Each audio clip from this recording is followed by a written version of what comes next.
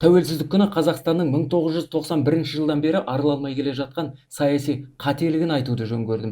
Дамымай отырғанымыздың да себебі осы. Бұл голланд ауруы. Голланд ауруы экономикалық термин. Бұл кезде елдің табиғи ресурстарын, әсіресе мұнай, газ немесе минералды экспорттаған елде болатын оқиғаға байланысты. Бұл өзгеріс кірістің күрт өсуінен туындайтын экономикалық дисбаланс. Бұл термин алғаш рет 1960 жылы, айтпақшы, Қазақстан ең көп сыртқы қарызы бар Нидерланд елінде пайда болған. Бұл елде табиғи газдың үлкен қоры табылған соң осындай термин туындаған. Газ экспортының қарқынды өсуі нәтижесінде өндірістік сектор әлсіреді. Сонымен голланд ауруының негізгі белгілері: ұлттық валютаның күшеюі, өнеркәсіп пен ауыл шаруашылығының әлсіреуі, экономикалық тұрақсыздық. Бұл ауру Ресей, Венесуэла және Нигерия елдерінде болған. Ал Қазақстандағы жағдайға тоқталып көрсек, біз мұнай мен газ экспортынан түсетін табысқа қатты тәуелдіміз. Мұнай саласы ел экономикасының негізгі бөлігі болғандықтан, бұл саладағы қиындықтар теңгенің құлдырауына, бюджеттің азаюына және халықтың әл-ауқатының төмендеуіне әкеліп отыр. Ал бұл мәселені қалай шешуіміз керек десек, біздің билік дәл қазірден бастап экономиканы әртараптандыра бастауы керек. Бұл дегеніміз табиғи ресурстардан тәуелділігімізді азайтып, тұрақты және теңгерімді экономикалық өсімді қамтамасыз ететін салаларға басымдық беру маңызды. Сонда голланд ауруы дегеніміз бір саланың даму арқылы басқа салаларды